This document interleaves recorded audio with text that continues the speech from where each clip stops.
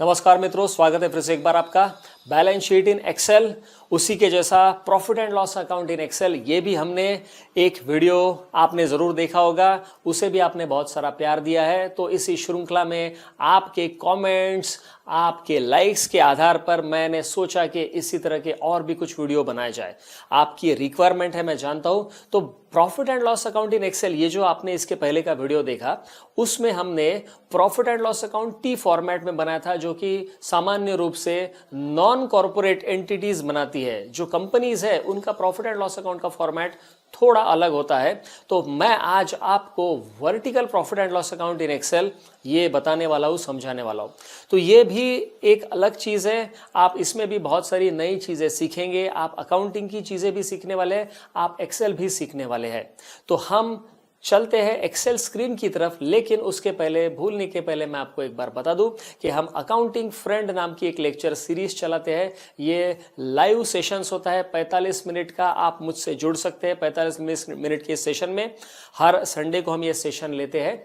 और आप इन सेशंस को अटेंड करने के लिए हमने एक डिस्क्रिप्शन बॉक्स में लिंक दी है, accountingfriend.indradhanu.info। ये लिंक पे आप जाके रजिस्टर कीजिए। आपको इन प्रोग्राम्स के, इन लाइव सेशंस के इनविटेशंस आएंगे और उसके बाद ये सेशन आप अटेंड कर सकते हैं। तो आप ये वीडियो अभी पॉज करके रजिस्टर कर सकते हैं। और आपका रजिस्ट्रेशन होने के बाद हम चलेंगे सीधे एक्सेल स्क्रीन की तरफ और सीखेंगे vertical profit and loss account in Excel किस तरह से बनाया जाता है। हमने स्टार्ट कर लिया है एक्सेल, और एक्सेल के साथ हम आज बनाने वाले हैं कंपनी का profit and loss account, vertical profit and loss account. तो कंपनी का प्रॉफिट एंड लॉस अकाउंट बनाने के पहले, जैसे कि हमारी आदत है, सबसे पहले हम फाइल को सेव करेंगे। यहाँ पे लिखा है बुक 1, मतलब ये फाइल सेव नहीं है। इसे मैं करता हूँ सेव। सेव में जाने के बाद आपको फाइल नेम देना है और इसका लोकेशन डिसाइड करना है। मेरा लोकेशन फिलहाल मैंने डॉक्यूमेंट्स रखा है। आपके ऑफिस का जो भी सिस्टम है, कौन सी फाइल कहाँ पे सेव होती है, वो हिसाब से आप सेव करें।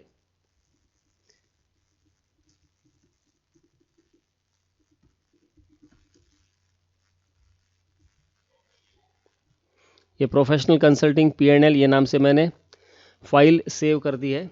अब मैं शुरू करता हूँ फॉर्मेटिंग। फॉर्मेटिंग में याद रखिए, आपको सबसे पहले डिसाइड करना है कि मुझे कॉलम्स कितने चाहिए। दूसरा, आपको स्टार्ट कहाँ से करना है। स्टार्ट हमेशा सेल A1 से करना है। तो यहाँ पे स्टार्ट करता हूँ मैं।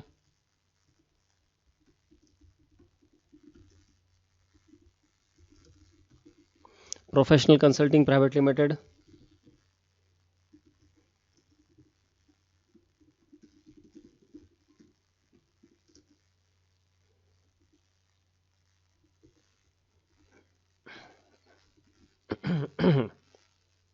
ये मैंने प्रॉफिट एंड लॉस का हेडिंग यहाँ पे दे दिया है। इसके बाद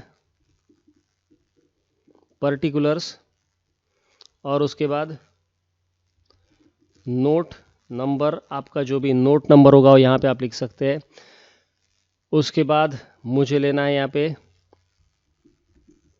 करंट ईयर और previous year figures in INR, मतलब इंडियन नेशनल रूपी। तो ये यहाँ पे मैंने जितना मुझे कंटेंट चाहिए था, कॉलम हेडिंग चाहिए था, उतना कॉलम हेडिंग मैंने लिख लिए। अब यहाँ पे आप इसे अपने हिसाब से छोटा बड़ा कर सकते हैं कॉलम को, आपको जितने कॉलम्स का साइज चाहिए। पर्टिकुलर्स में सबसे पहले कंपनी के प्रॉफिट एंड लॉस में होता है रेवेन्यू फ्रॉम ऑपरेशंस। तो रेवेन्यू फ्रॉम ऑपरेशंस, ये एक हेडिंग दे दिया मैंने। दूसरा दे दिया अदर इनकम। अदर इनकम मतलब ऑपरेशंस छोड़ के जो कंपनी का बेसिक काम है, जो कोर बिजनेस एक्टिविटी है, वो छोड़ के भी इनकम हो सकता है। जैसे इंटरेस्ट ऑन फिक्स डिपॉजिट, तो इंटरेस्ट ऑन फिक्स डिपॉजिट ये अदर इनकम में आएगा। और आपका अगर कोर एक्टिविटी, जैसे ये कंपनी है, इसका कंसल्टिंग बिजनेस है, ऐसा लग रहा है नाम से, तो जितनी भी कंसल्टेंसी फीस है, कंसल्टेंसी से आया हुआ इनकम है, वो सब कुछ रेवेन्यू फ्रॉम ऑपरेशंस में जाएगा। और यहाँ पे हम लेंगे टोटल रेवेन्यू। उसके बाद यहाँ पे लेंगे हम expenses.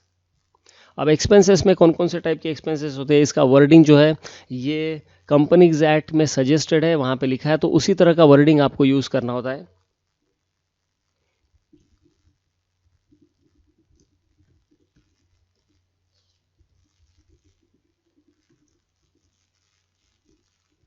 Cost of material consumed और ऑपरेटिंग एक्सपेंसेस, उसके बाद में चेंजेस इन इन्वेंटरीज, इन्वेंट्री में जो चेंज हो रहा है मतलब स्टॉक, ओपनिंग स्टॉक और क्लोजिंग स्टॉक, इसमें जो चेंज हो रहा है उसका इफेक्ट यहाँ पे लेना है हमें। डायरेक्टली क्लोजिंग स्टॉक या ओपनिंग स्टॉक नहीं लेना है।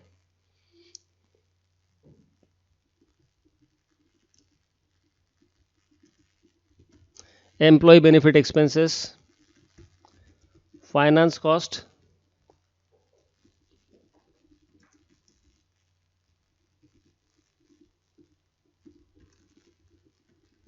डेप्रिसिएशन एंड अमोर्टाइजेशन एक्सपेंसेस, उसके बाद में अदर एक्सपेंसेस और एडमिनिस्ट्रेटिव एक्सपेंसेस।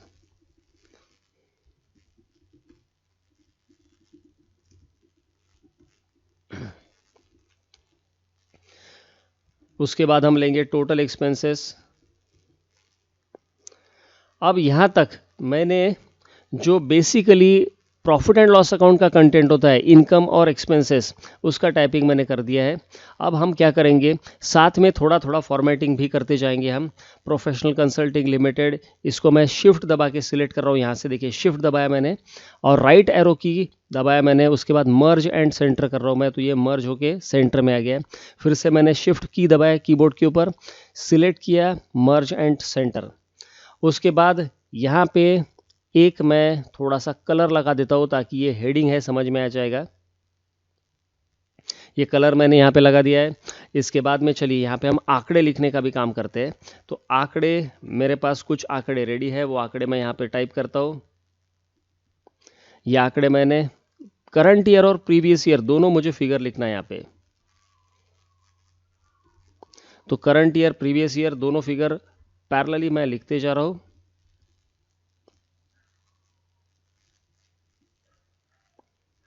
ये आंकड़ा यहाँ पे आना चाहिए। अब टोटल रेवेन्यू यहाँ पे हमें फॉर्मूला लगा के लेना है। मैं शिफ्ट दबा के अप एरो कर रहा हूँ और यहाँ पे मैं ले रहा हूँ ऑटो सम। फिर इसी को कर रहा हूँ कंट्रोल सी और यहाँ पे प्रेस कर रहा हूँ एंटर की। तो ये मेरी टोटल भी आ चुकी है। अब यहाँ पे ये रीडेबल नहीं है तो इसे हम रीडेबल भी कर देते हैं। पूरा सिलेक्ट कर लेंगे हम शुरू से लेके आखिर तक और उसके बाद में यहाँ पे लगा देंगे कॉमा। कॉमा लगाने के बाद में देखिए यहाँ पे 2 डेसिमल भी आ गए हैं। 2 डेसिमल नहीं चाहिए मुझे तो मैं डिक्रीज डेसिमल करूँगा और ये डेसिमल डिक्रीज करके ये फिगर अब मेरे विजिबल हो चुके। यहाँ पे मैं 2 जो टोटल्स है इनको मैं अंडरलाइन कर देता हूँ, टॉप एंड बॉटम बॉर्डर। ये भी काम मेरा हो गया। अब एक्सपेंसेस के केस में इसके नोट नंबर भी मुझे लिखना है। किसी को अगर देखना है कि ये 4964 इसके डिटेल्स क्या है तो डिटेल्स इसके नोट 1 में मिलेंगे, अदर इनकम के डिटेल्स नोट 2 में मिलेंगे। इसको मुझे सेंटर अलाइन करना चाहिए ताकि ये दिखने में अच्छा दिखे। इसको मैं शिफ्ट दबा के पूरा नीचे तक सिलेक्ट कर रहा हूँ और कर रहा हूँ यहाँ पे सेंटर अलाइन। तो ये सेंटर अलाइन हो चुका है। अब एक्सपेंसेस ये जो है ये हेडिंग है, थोड़ा सा बोल्ड रहना चाहिए ये ताकि ये पता चले हेडिंग है। रेवेन्यू फ्रॉम ऑपरेशन इसे भी कर देता हूँ मैं कंट्रोल बी, इसे यहाँ पे कोलोन लगा देता हूँ ताकि ये हेडिंग है ये समझ में आ जाएगा। मैंने F2 प्रेस किया था यहाँ पे F2 और F2 दबाने के बाद ये सेल एडिट मोड में चला जाएगा। सेल एडिट हो सकता है यहाँ पे देखिए। अब मुझे फिर से अगर एडिट करना है तो मैं कीबोर्ड के ऊपर F2 दबाता हूँ और ये सेल एडिट कर सकता हूँ मैं। यहाँ पे कॉस्ट ऑफ मटेरियल कंज्यूम्ड और ऑपरेटिंग एक्सपेंसेस, इसका नोट नंबर है 3। इसके डिटेल किसी को देखना है तो यहाँ पे देख सकता है। यहाँ का आंकड़ा मैं लिख देता हूँ 27,02,170। ये है माइनस में 72,868, उसके बाद 773,721, उसके बाद 17,069, उसके बाद 15,362, उसके बाद 12,47,658। टोटल एक्सपेंसेस हम टाइप नहीं करेंगे, ये टोटल हम यहाँ पे कैलकुलेट करेंगे। 23,81,111 माइनस 46,523, 458,620, 22,514, 8,540, 10,54,317। तो तो ये सारे फिगर मैंने यहाँ पे टाइप कर दिए। अब फिर से इसकी टोटल लूँगा, शिफ्ट दबा के अप एरो और ऑटो सम, ये सीधे कंट्रोल सी और यहाँ पे जाके एंटर। इसे भी मैं बॉटम और टॉप अंडरलाइन यहाँ पे, मतलब ये बॉटम और टॉप बॉर्डर ले लेता हूँ। तो ये भी मेरा टोटल एक्सपेंसेस आ चुका है। अब यहाँ पे कंपनीज एक्ट के हिसाब से जो फॉर्मेट होता है प्रॉफिट एंड लॉस अकाउंट का, उसमें कुछ कुछ चीज़ें अलग होती है और कुछ प्रेजेंटेशन अलग तरीके से हम करते हैं। तो ये प्रेजेंटेशन का तरीका देखिए। अभी यहाँ पे देखिए, अब मुझे क्या लिखना है, profit before exceptional and extraordinary items. मतलब आपका जो रेगुलर बिजनेस है, वो रेगुलर बिजनेस से आपने कितना पैसा कमाया है। कभी कभी बिजनेस में ऐसा होता है कि कुछ एक्सेप्शनल आइटम भी हो सकता है। आपके पास एक आधी प्रॉपर्टी होंगी, वो प्रॉपर्टी आपने बेच दिया, तो प्रॉपर्टी बेचने की वजह से बहुत सारा पैसा, बहुत सारा प्रॉफिट एकदम हो सकता है, एक साथ हो सकता है। तो ऑपरेटिंग प्रॉफिट अलग रहेगा हमारा और एक्सेप्शनल प्रॉफिट अलग रहेगा। प्रॉपर्टी बेचने का काम हर साल नहीं होगा हमारा, क्योंकि प्रॉपर्टी बेचना हमारा बिजनेस नहीं है। यहाँ पे हमारा बिजनेस है कंसल्टिंग।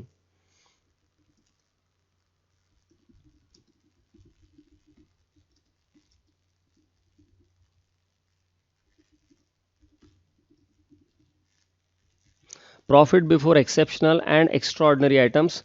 तो यहाँ पे मैं प्रॉफिट कैलकुलेट करूँगा। प्रॉफिट कैलकुलेट करते समय मुझे फॉर्मूला लगाना है, टोटल रेवेन्यू मतलब ये माइनस टोटल एक्सपेंसेस मतलब ये। तो यहाँ पे मैं फॉर्मूला लगाऊंगा, इज इक्वल टू, कीबोर्ड के ऊपर प्रेस किया, यहाँ पे मैं क्लिक करता हूँ, माइनस का साइन देता हूँ और यहाँ पे क्लिक करता हूँ। तो C7 माइनस C16 ये हो गया प्रॉफिट। अब यहाँ पे जाने के लिए वापस या तो मैं कॉपी पेस्ट कर सकता हूँ या तो फिर से फॉर्मूला लगा सकता हूँ। मैं फिर से फॉर्मूला लगाते हैं ताकि आपको फिर से एक बार समझ में आ जाए।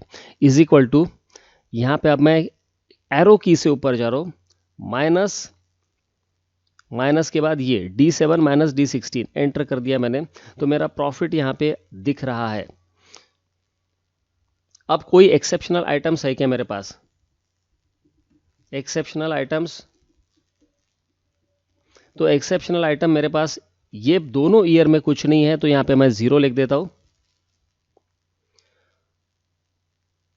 उसके बाद में जो मेरा यहाँ पे हेडिंग रहेगा वो रहेगा प्रॉफिट बिफोर टैक्स। इसे कहा जाता है PBT, जनरल भाषा में इसे PBT कहा जाता है। बहुत बार आपने सुना भी होगा। तो इसे हम इस तरह से लिखते हैं, शॉर्ट में हम इसे PBT लिख सकते हैं। तो प्रॉफिट बिफोर टैक्स मेरा कितना है?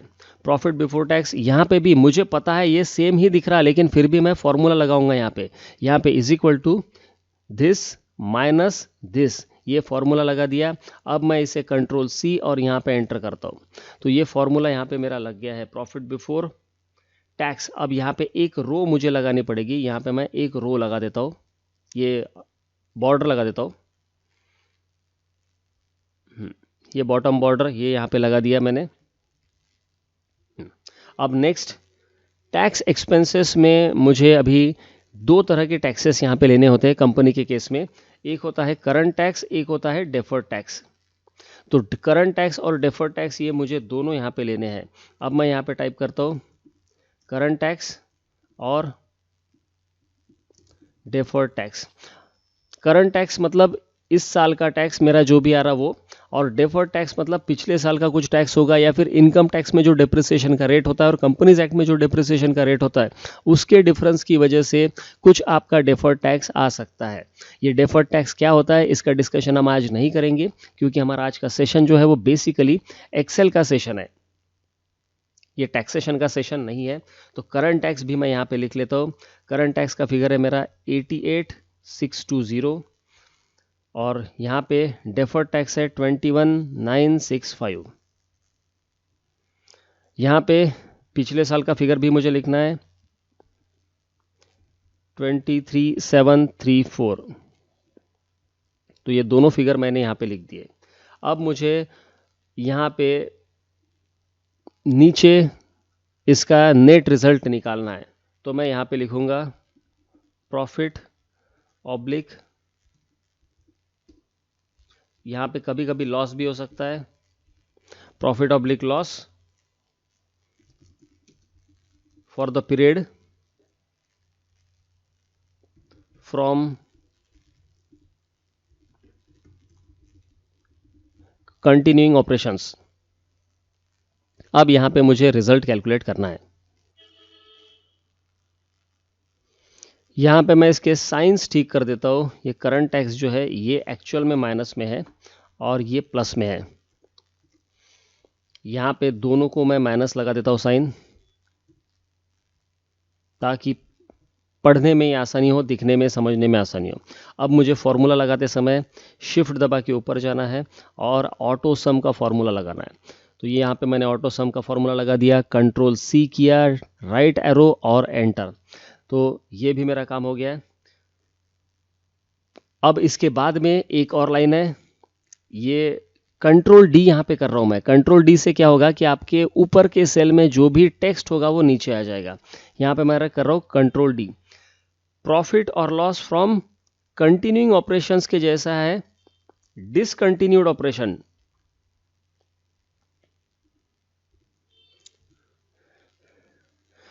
तो ऐसी कोई चीज़ है क्या जो कि आपकी अभी बंद हो चुकी है? डिसकंटिन्यूइंग ऑपरेशन कुछ है क्या आपके?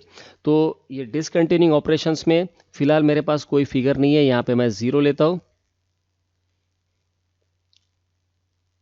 उसके बाद में tax expenses of discontinuing operations, ये भी 0 है मेरे।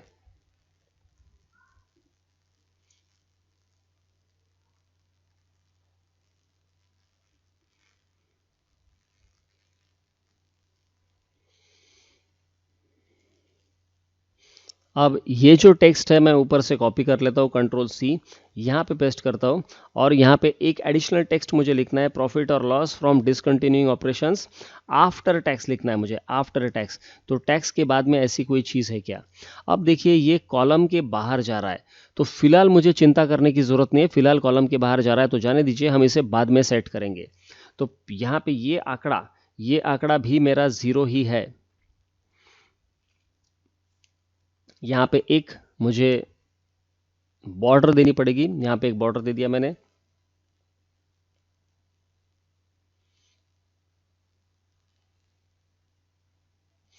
अब इसके बाद में मुझे लिखना है यहाँ पे प्रॉफिट और लॉस। अगर लॉस है तो ब्रैकेट में लॉस लिखने की सिस्टम होती है, लॉस अगर है तो ब्रैकेट में लिखते हैं हम, प्रॉफिट और लॉस फॉर द पीरियड। ये पीरियड का फाइनल प्रॉफिट कितना आ रहा मेरा, तो ये सारा सब कुछ प्लस माइनस होने के बाद में जो आखिरी बचेगा वो रहेगा हमारा प्रॉफिट फॉर द पीरियड। तो प्रॉफिट फॉर द पीरियड, इसमें जो मेरा प्रॉफिट और loss for the from the continuing operations है वही फिगर यहाँ पे आने वाला है, क्योंकि इसमें बाकी फिगर्स मेरे पास नहीं है। तो ये यहाँ पे फाइनल फिगर वही आएगा। तो यहाँ पे मैं फॉर्मूला देता हूँ, इज इक्वल टू, ये दो प्रॉफिट मुझे लेने हैं। एक है ये प्रॉफिट कंटिन्यूइंग ऑपरेशन वाला, यहाँ पे मैं प्लस करता हूँ और प्लस करके ये फॉर्मूला लगाता हूँ यहाँ पे, प्रॉफिट और loss for the period from discontinuing operations होना चाहिए यहाँ पे पहले फॉर्मूला लगा देता हूँ मैं, आफ्टर टैक्स। हाँ, ये डिसकंटिन्यूइंग ऑपरेशंस आफ्टर टैक्स। अब ये दोनों मिला के ये मेरा फाइनल प्रॉफिट यहाँ पे आ चुका है। अब ये इसी तरह से मुझे कंट्रोल सी करके यहाँ पे लिखना है। ये दोनों प्रॉफिट मेरे आ चुके हैं और यहाँ पे मैं इसे डबल अंडरलाइन करके क्लोज कर देता हूँ। जब भी हमें आंकड़ा कोई क्लोज करना होता है तो हम डबल अंडरलाइन कर देते हैं, यहाँ पे डबल बॉटम बॉर्डर। तो ये यहाँ पे मेरा क्लोज हो चुका है। अब एक और चीज़ है, अर्निंग्स पर शेयर, अर्निंग्स पर इक्विटी शेयर, यहाँ पे प्रॉफिट एंड लॉस में लिखने का सिस्टम होता है।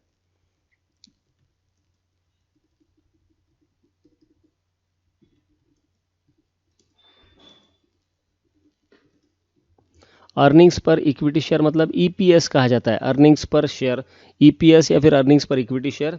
तो यहाँ पे दो तरह का अर्निंग होता है, एक होता है बेसिक और दूसरा होता है डाइल्यूटेड।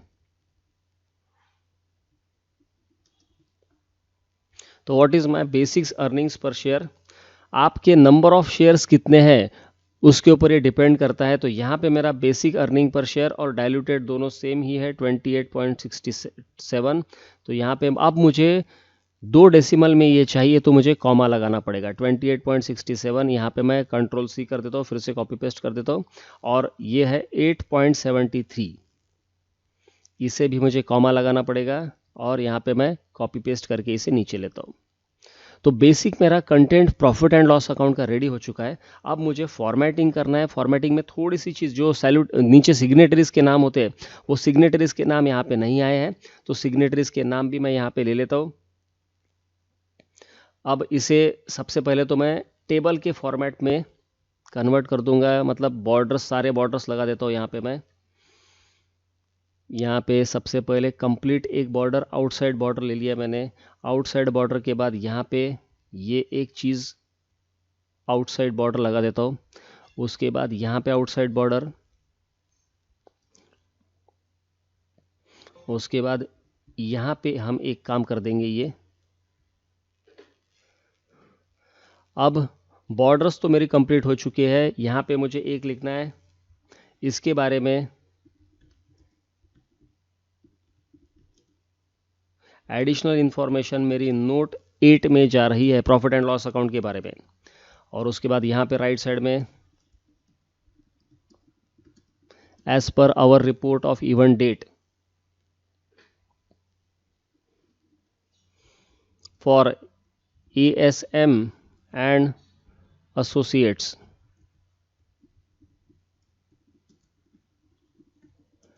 ये देखिए हमारा कॉलम के बाहर जा रहा, फिलहाल चिंता करने की ज़रूरत नहीं है, इसे हम बाद में सेट करेंगे। पहले टाइपिंग कंप्लीट कर लेते हैं। फॉर्म रजिस्ट्रेशन नंबर, ये इमेजिनरी फॉर्म रजिस्ट्रेशन नंबर है, इमेजिनरी नाम है सारे।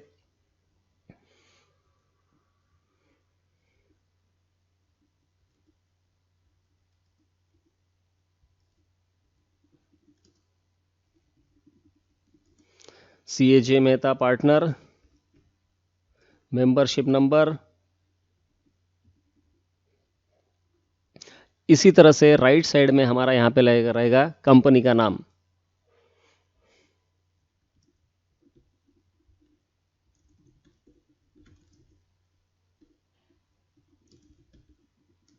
For professional consulting private limited,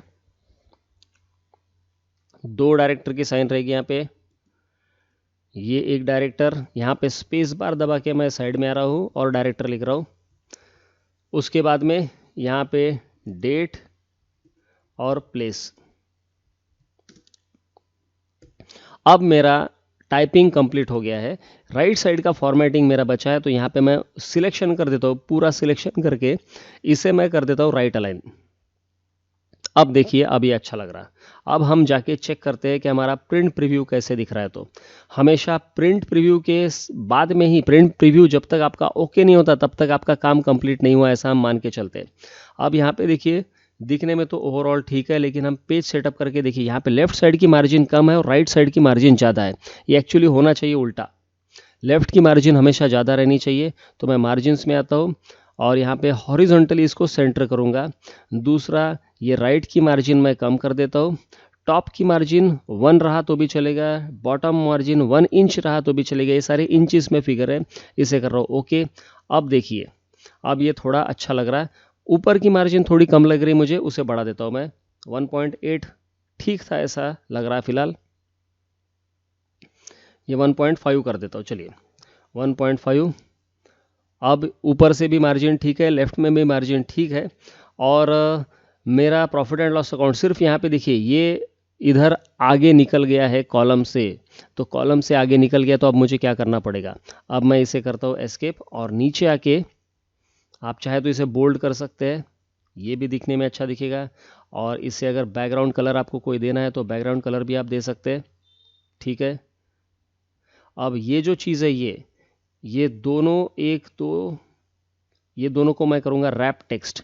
wrap text मतलब कॉलम की, सेल की हाइट बढ़ जाएगी और ये अपने आप उसमें एडजस्ट हो जाएगा। तो ये अपने आप उसमें एडजस्ट हो गया। इसे भी करता हूँ मैं रैप टेक्स्ट और ये भी अपने आप एडजस्ट हो गया। अब आप देखिए, यहाँ पे ये जो है पेज ब्रेक है, यहाँ पे पेज ब्रेक में मेरे पास जगह अवेलेबल दिख रही है। तो मैं चाहे तो इसे थोड़ा सा एक्सटेंड कर सकता हूँ। ये जब तक पेज के अंदर है तब तक मैं इसे एक्सटेंड कर सकता हूँ। देखिए, अब ये पेज के अंदर बिल्कुल तरीके से आ गया है। अब ये कॉलम की, मतलब ये सेल की हाइट बहुत ज़्यादा है, इसकी मुझे कोई ज़रूरत नहीं है। इसे कम करना है तो यहाँ पे आके डबल क्लिक करूँगा तो ये कम हो जाएगा। यहाँ पे भी सेल की हाइट बेवजह ज़्यादा हो गई है, इसे भी डबल क्लिक करके छोटा कर सकता हूँ मैं। यहाँ पे ये जो देखिए ये छोटा नहीं हो रहा है, इससे थोड़ा सा मुझे बढ़ाना पड़ेगा और फिर बाद में ये छोटा हो जाएगा।